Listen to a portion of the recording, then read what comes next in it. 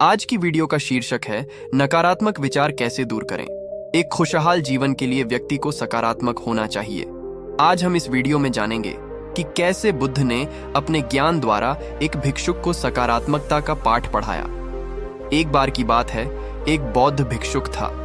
उसके भीतर हमेशा नकारात्मक विचार उठते रहते थे, जिसकी वजह से वह चिंता और तनाव महसूस करता था। बौद्ध धर्म के सारे नियम तो वह अपना रहा था, लेकिन उसे यह भी पता चल रहा था कि यह सिर्फ बाहर से है, क्योंकि यदि वह बौद्ध धर्म में बताए गए नियमों को भीतर से अपनाता तो उसके अंदर यह नकारात्मक विचार आते ही नहीं। अब उसके नकारात्मक विचार इतनी बढ़ गए कि वह धीरे धीरे बौद्ध धर्म के बाहरी नियमों से भी दूर होता गया।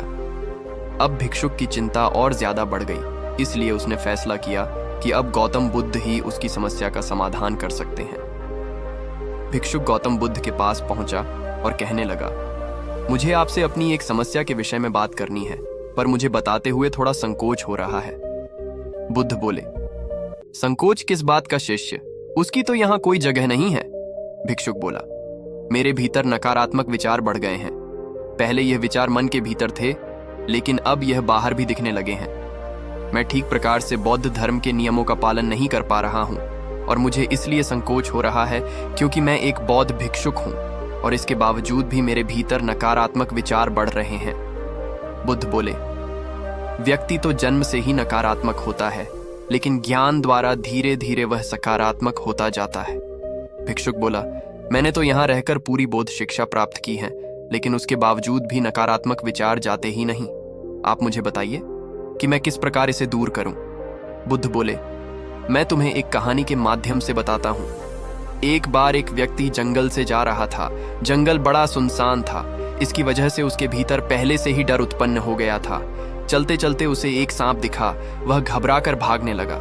वह 2 कदम ही भाग पाया कि उसका पैर एक पत्थर से टकराया और वह गिर गया। वह बुरी तरीके से घायल हो चुका था।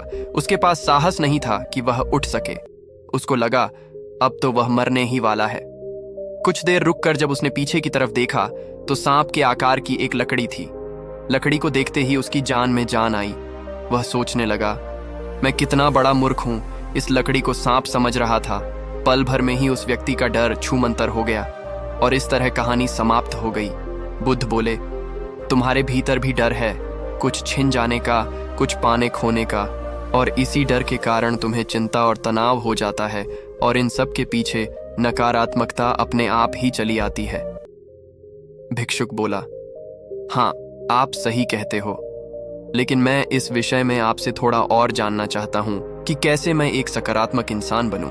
बुद्ध बोले, तुम ध्यान से मेरी बताई गई बातों को सुनो। बुद्ध ने सकारात्मक होने के विषय पर एक एक करके उपदेश देना शुरू किया। हमेशा जागरूक रहो, हमेशा वास्तविक जीवन में जीने की कोशिश करो, और किसी भी घटना से तुम्हारे भीतर क्या प्रतिक्रिया होती है उस पर विशेष ध्यान दो। धीरे धीरे इससे तुम्हारी जागरूक होने की शक्ति बढ़ेगी। दूसरों को माफ करना सीखो। यदि किसी से गलती हो जाए तो उसे माफ करना सीखो। ऐसा करने से तुम्हारे भीतर चिंता और तनाव कम होता जाएगा। दूसरों के साथ साथ खुद को भी माफ करना सीखो। ऐसा करने से तुम्हारे भीतर आत्मग्लानि कम होती जाएंगी। नकारात्मकता का कारण खोजो। दुनिया में कोई भी चीज बिना कारण के नहीं होती। तुम्हारी नकारात्मकता का असली कारण क्या है, उसे खोजने का प्रयास करो। जड़ तक जाओ ताकि तुम देख सको कि तुम क्यों नकारात्मक हो रहे हो। खोजते खोजते समझ जाओगे। आभार व्यक्त करो। जीवन के प्रति हमेशा अपना आभार व्यक्त करो। देखो कि जीवन ने तुम्हें क्या क्या सकारात्मक दिया है। ये सोचो कि तुम कितने सौभाग्यशाली हो कि तुम्हें बुद्धत्व को जानने का मौका मिल रहा है। बुद्ध की यह बात सुनकर भिक्षुक ने उनके आगे हाथ जोड़ ली। भिक्षुक बोला, बुद्ध, आपके इस ज्ञान से मेरी नकारात्मकता दूर होती जा रही है। अब मैं जान गया हूं कि नकारात्मकता मेरे भीतर है तो सकारात्मक भी मेरे भीतर ही होंगी। नकारात्मकता बिना किसी प्रयास के मिल जाती है, लेकिन सकारात्मक के लिए मनुष्य को हमेशा खोज करनी पड़ती है। ऐसा कहकर भिक्षुक ने बुद्ध को धन्यवाद किया। इस कहानी से हमें यह शिक्षा मिलती है कि नकारात्मक विचारों से हम हमेशा तनाव में ही रहेंगे। इसलिए हमें अपना नजरिया बदलना होगा और अपने जीवन में सकारात्मक चीजों को महत्व देना होगा। छोटी छोटी सकारात्मक चीजों में अपना समय बिताकर हम खुद को खुश रख सकते हैं। एक समय की बात है, एक छोटे से गांव में एक युवक नामक रवि रहता था। रवि बहुत ही प्रतिभाशाली और सक्षम था, लेकिन उसके मन में अक्सर नकारात्मक विचार उत्पन्न होते थे। वह अपने विचारों से परेशान रहता था और अक्सर अपनी क्षमताओं पर विश्वास नहीं करता था। रवि के दोस्त और परिवार ने उसे इस बुरे आदत से छुटकारा पाने के लिए कई सुझाव दिए, लेकिन कुछ भी प्रभावी नहीं साबित हुआ। एक दिन गांव में एक पुराने बुजुर्ग आदमी ने गांव के सभी युवाओं को एक सभा में बुलाया। उनके हाथ में एक बड़ा पेड़ का बीज था। सभा में पहुंचने पर उन्होंने सभी को उस बीज के बारे में बताया। उन्होंने कहा कि यह बीज एक विशेष प्रकार के पेड़ का है जो नकारात्मकता को दूर करने में मदद कर सकता है। उन्होंने सभी युवाओं को एक एक करके उस बीज को ले जाने को कहा। रवि ने भी बीज लेने का फैसला किया और बीज को अपने साथ ले गया। वह खुश था कि शायद यह उसकी समस्या का हल हो सकता है। वह घर लौटकर उसे एक मिट्टी के पात्र में बो दिया। रवि ने हर दिन उस बीज को पानी और प्यार से देखभाल की। कुछ हफ्तों बाद बीज से एक छोटा सा पौधा निकल आया। रवि ने उसकी देखभाल की और उसे नरमी से बढ़ावा दिया। समय के साथ पौधा बड़ा होता गया और एक दिन एक खूबसूरत पेड़ बन गया। रवि ने देखा कि जैसे जैसे पेड़ बढ़ता गया, उसके अंदर की अद्भुतता भी बढ़ती गई।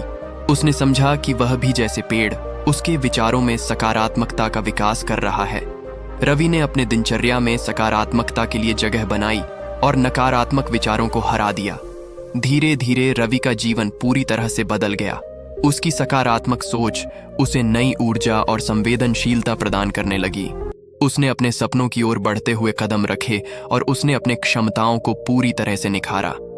जंगल की गहराइयों में एक छोटे से गांव के पास एक बुजुर्ग व्यक्ति रहता था जिनका नाम था मास्टर जी। उनकी विचारधारा थी, जीवन जीने का तरीका उन दृष्टिकोणों के आधार पर निर्धारित होता है जो हम अपने मन में पालते हैं।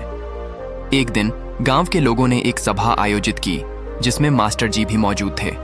सभा के माध्यम से वे लोगों को बताने लगे कि कैसे नकारात्मक विचारों को दूर किया जा सकता है।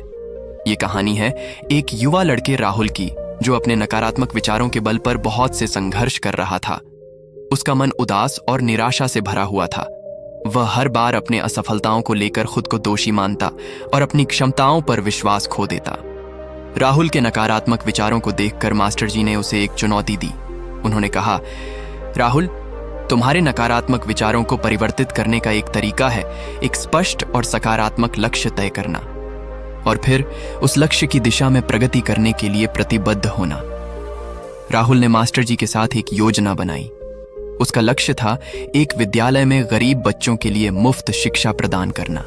एक दिन वह बुद्धा के पास गया और उनसे अपने जीवन के संदेहों और चिंताओं के बारे में बात की।